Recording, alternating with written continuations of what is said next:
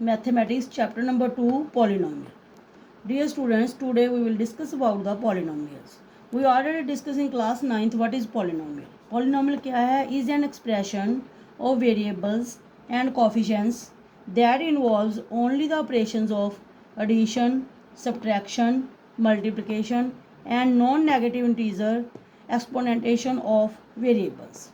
For example, x square minus 4x plus 7, x plus 2 और भी examples आप दे सकते हो. जैसे हमारे पास सपोज कीजिए ये दिया हुआ है 5/x plus 2, then this is not a polynomial. Division में ये जो है वो नहीं होता, तो ये पॉलिनोमियल नहीं है हमारे पास. Clear.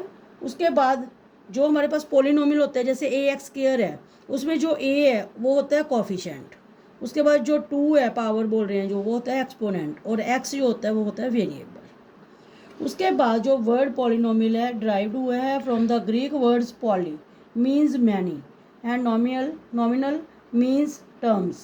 So all together it said many terms. मतलब polynomial can have any number of terms but not infinite. मतलब नंबर ऑफ टर्म्स हो सकती हैं जितनी मर्जी, पर वो इनफाइनाइट नहीं होगी, मतलब फाइनाइट होगी, उसका एंड होगा. तो आगे हम पढ़ते हैं types of polynomial on the basis of terms. Basis of term पे पॉलिनोमियल कैसे हैं. पहले आ गया मोनोमियल.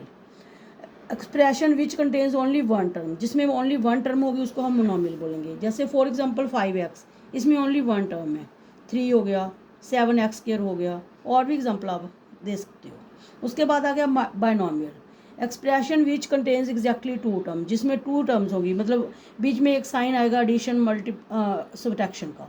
तो जैसे 5x प्लस 3 है, 7x स्क्वायर माइनस 4 है, तो ये हमारे पास बाइनोमियल की एग्जांपल्स होगी. उसके बाद आ जाता है ट्राइनोमियल. ट्राइनोमियल क्या होता है? An expression which contains exactly 3 term, जिसमें 3 टर्म्स होती हैं.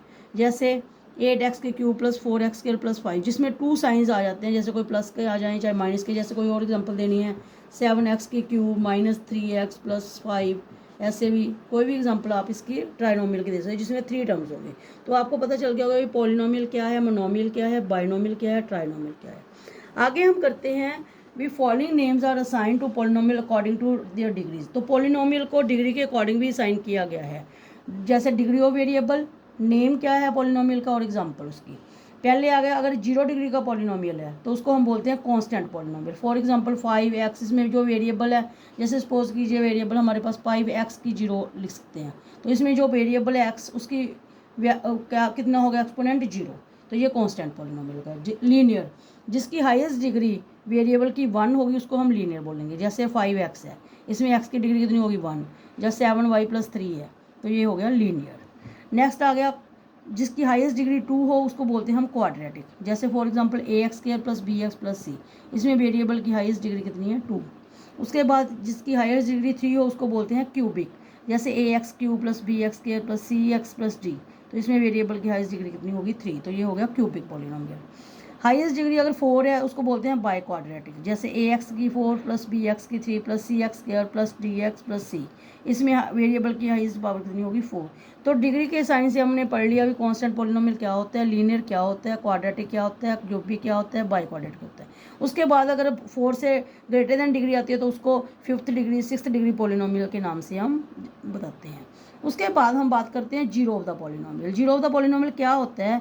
अ real number a is said to be zero of the polynomial px if pa is equal to zero. मतलब जो भी हमें पॉलिनोमियल दिया हुआ है उसमें हम जो भी वैल्यू फिल करेंगे उसको सेटिस्फाई कर जाएगी. मतलब फिल करने के बाद जो रिमाइंडर है 0 आ जाएगा, तो वो उसका क्या बन जाएगी, zero of the polynomial. Root भी बोल सकते हैं उसको. जैसे हमारे पास f(x) एक पॉलिनोमियल दिया है x² माइनस 2x प्लस 1, इसमें हमने f1 मतलब x को 1 की वैल्यू निकालनी है. जैसे इसमें पुट किया 1 का स्क्वायर माइनस 2 इंटू 1 प्लस 1, इसको सॉल्व करोगे ये आ गया 1 minus 2 plus 1, 2 minus 2 is equal to 0. तो ऐसे हमारे पास जो x इज इक्वल टू 1 है वो इसका क्या बन गया, एक 0 बन गया.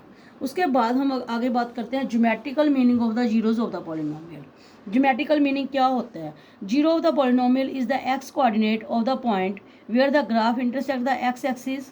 जहाँ मतलब जैसे ये ग्राफ है हमारे पास, ये हमारे पास x एक्सिस है, ये y एक्सिस है. x एक्सिस को जो ग्राफ जहाँ भी इंटरसेक्ट करेगा वो उसका क्या बन जाएगा, zero of the polynomial geometrical meaning में. जैसे for example if the graph of the linear polynomial intersect the x axis at A maximum of one point. जैसे ये ग्राफ फिगर 1 है, उसमें जो हमारे पास ग्राफ बना हुआ है उसमें वो 1 पॉइंट पे इंटरसेक्ट कर रहा है, तो इसकी मैक्सिमम कितनी जीरो हो गई 1। जैसे फिगर 2 है, इसमें जो हमारे पास कर्व है वो इंटरसेक्ट कितने पॉइंट पे कर रही है 2 पॉइंट पे, तो इसकी मैक्सिमम कितनी होगी हमारे पास 0 2। ऐसे ही जैसे फिगर 3 है, इसमें जो हमारे पास कर्व दी हुई है, लाइन दी हुई है, वो एक्स एक्सिस को कहीं भी इंटरसेक्ट नहीं कर रही, तो इसकी जीरोस कितनी हो गई 0, तो इसकी कितनी होगी थी 2। जैसे हमारे पास लीनियर होता है तो उसकी मैक्सिमम कितनी जीरोस हो सकती हैं 1। क्वाड्रेटिक होता है उसकी एट मोस्ट कितनी हो सकती हैं 2। क्यूबिक होता है उसकी एट मोस्ट कितनी हो सकती हैं 3। और बाई क्वाड्रेटिक होता है उसकी एट मोस्ट कितनी हो सकती हैं 4। तो आपको समझ आ गया होगा कि geometrical meaning of the zeros of the polynomial क्या है। Thank you.